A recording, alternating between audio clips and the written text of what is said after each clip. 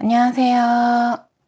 격리TV 한아란입니다. 오늘도 무엇이든 물어보세요 실시간 방송으로 찾아왔고요.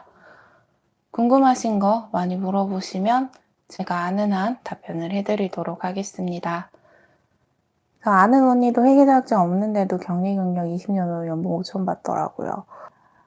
일단은 연봉이 이렇게 높으려면 한 회사에서 오래 다녀야 오래 다녀야 그렇게 높게 받는 것 같아요. 많이 받는 것 같아요. 자주 이직을 하게 되면은 뭐 이직을 하면서 운이 좋아서 연봉을 올라서 갈 수도 있기는 하지만 그렇게 많이 오르지는 못하는 것 같더라고요. 제 경우나 제 주위에 있는 사람들의 경우에는. 그쵸. 한 회사에서 20년. 그렇죠. 한 회사에서 오래 다니면 그만큼 인정도 받고 그 회사에 대해서 빠삭하잖아요. 이 사람 없으면 안 굴러갈 것 같거든요.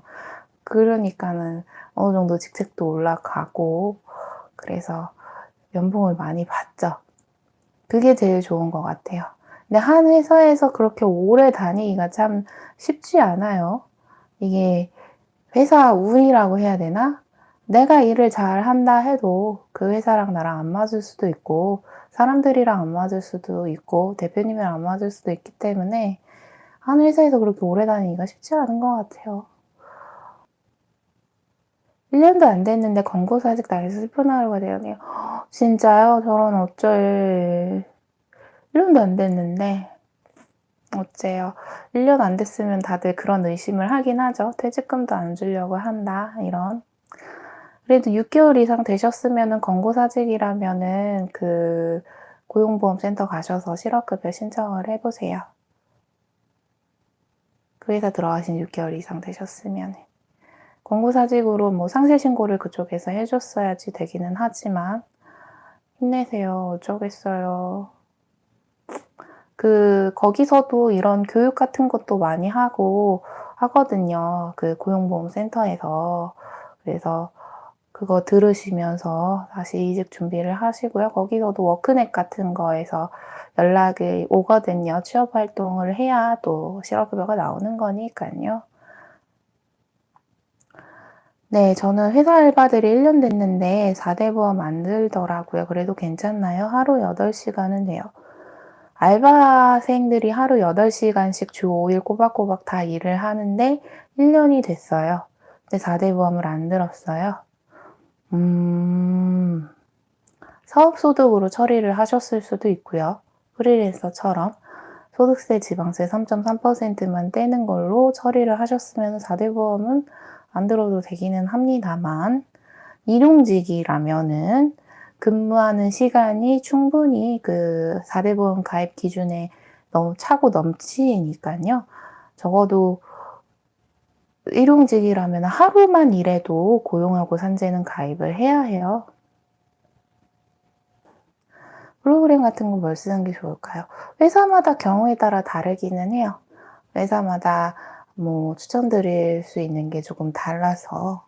그리고 기본적으로 대표님들이 회계 프로그램 쪽에 돈을 안 들이려고 하시는 분들이 많이 계십니다.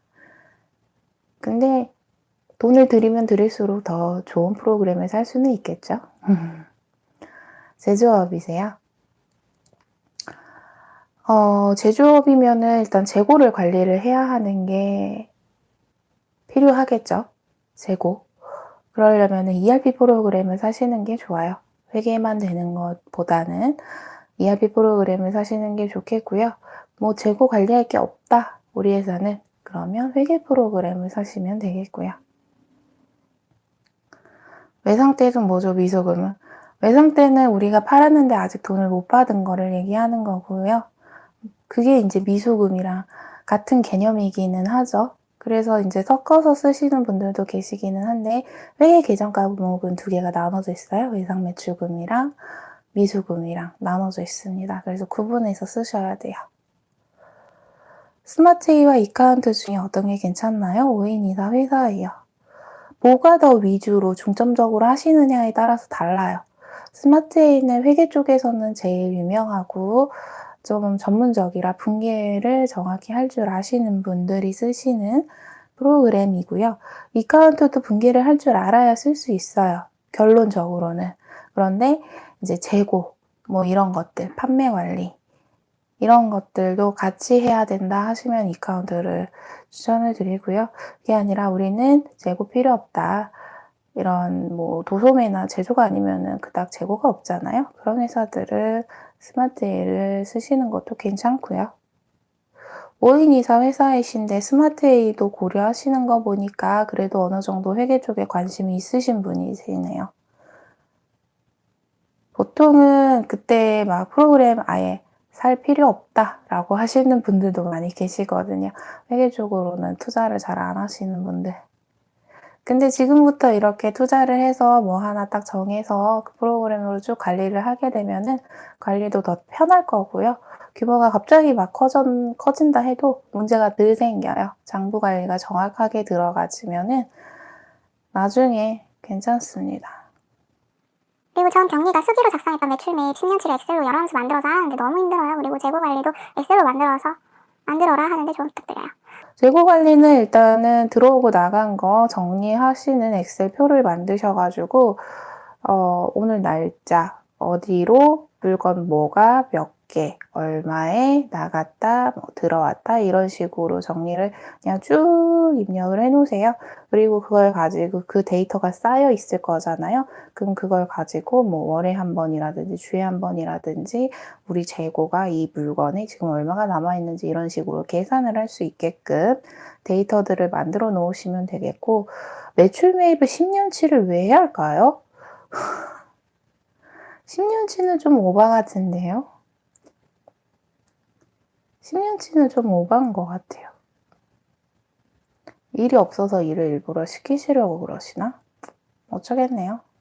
10년치는 좀 오바인 것 같아요. 네, 궁금한 거 있는데요. 법인카드를 직원들이 갖고 있는데 전표를 하나씩 주는데 이거 어떻게 관리하면 효율적일까요? 자급일부에 쓰는 건가요? 법인카드도 법인카드 사용 내역서가 날라올 거고요. 홈택스에서도 뽑으실 수가 있어요. 그래서 영수증 자체를 보관을 하셔도 되고 안 하셔도 되기는 합니다. 네. 그래서 이거는 뭐 판단을 하실 나름에 따라서 다르긴 하는데 일일이 영수증 보관을 하셔도 되고요. 그냥 날짜 순서대로 이제 모아놓으셔도 되고 안 하셔도 돼요. 그 법인카드 사용한 내역은 다 국세청으로 자료가 넘어가져요.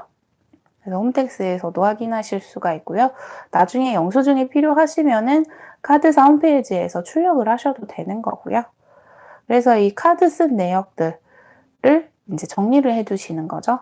자금일보에는 얘는 안 들어가요. 하나하나에 쓴 내역은 안 들어가고 나중에 카드 대금이 빠져나가는 날에 자금일보에 반영이 되는 거고 따로 카드 내역 정리하는 거를 만드시면 됩니다.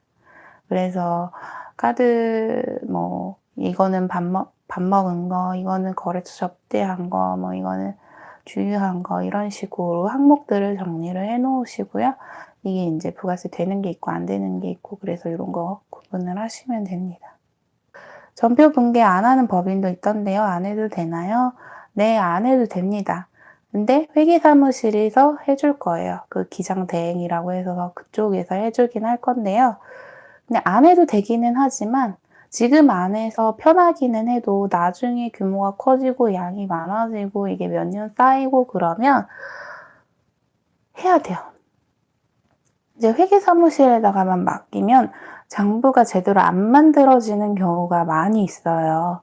그래서 우리도 장부를 만들어야 좀 정확하게 갈 수가 있고요. 자체 기장이 그래서 이제 중요한 거죠. 그래서 프로그램 다 구입하셔가지고 자체 기장을 하시는 이유 중에 하나입니다. 네. 그러면은 다음에 또 다음 주 수요일 8시에 이 실시간 방송을 또 하니까요. 그때 많이 와주세요. 저랑 많이 소통했으면 좋겠고요. 궁금하신 거 뭐 까먹으니까 좀 적어 놓으셨다가 그때 물어보셔도 되고요. 5월 달에 있는 그룹가에도 많은 관심 부탁드립니다. 그리고 매주 월요일에 올라가는 수업 영상도 많이 봐주시고요. 네, 감사합니다. 1시간 동안 저랑 어울려 주셔서 정말 감사해요. 그러면은 다음 시간에 또 봬요. 감사합니다.